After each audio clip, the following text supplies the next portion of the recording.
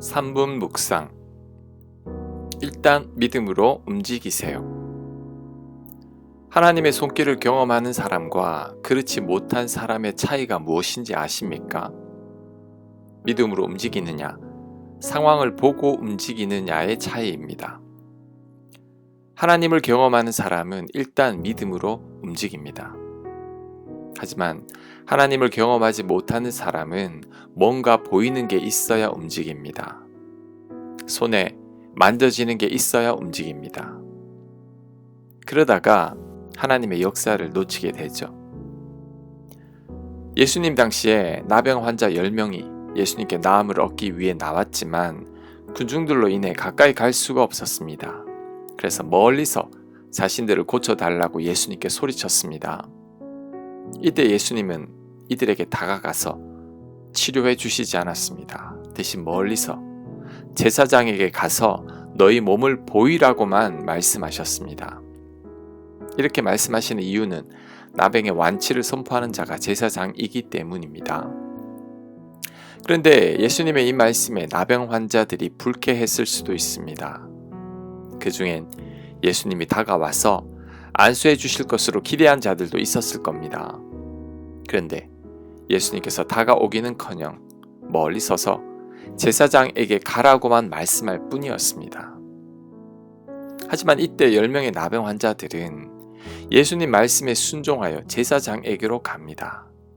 그런데 성경에는 이들이 제사장에게 가다가 나병이 나았다고 말씀하고 있습니다. 치유받고 제사장에게 나아간 것이 아니라 제사장에게 가다가 나음을 받은 것입니다. 이 사실은 우리들이 하나님을 만나는 방법을 가르쳐주고 있습니다. 우리도 믿음으로 움직여야 합니다. 나병 환자들이 가다가 병이 나은 것처럼 우리들도 믿음으로 움직이다 보면 하나님을 경험하게 됩니다. 기드온도 300명을 이끌고 적군으로 향했기에 기적을 체험했습니다. 나만 장군도 요단강에 가서 몸을 7번 씻었기에 나병이 나았죠. 이스라엘 백성들이 요단강을 건널 때에도 요단강에 발을 디디자 물이 끊어졌습니다. 하지만 300명으로 10만이 넘는 대군을 이길 수 없다고 계산하는 자들은 하나님을 경험하지 못하게 되죠. 요단강에서 7번 몸을 씻는다고 어떻게 나병이 낫겠냐고 의심하게 되면 나병을 치유받지 못하는 겁니다. 배도 없이 요단강을 건널 수 없다고 발을 내디디지 않는 자들은 요단강이 끊어지는 것도 볼 수가 없습니다. 그러니 우리들도 일단 믿음으로 움직여야 합니다. 하나님 말씀에 순종해서 행동으로 옮겨야 합니다. 하나님의 역사는 우리가 순종하는 과정 속에서 일어납니다.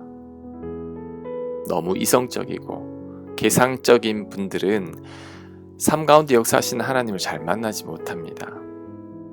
이것저것 따지다 보면 아무것도 못하기 때문이죠. 그러니 우리는 일단 믿음으로 움직여야 합니다. 말씀에 순종하여 움직여야 합니다. 그럴 때 반드시 하나님을 경험하게 될 것입니다. 아멘.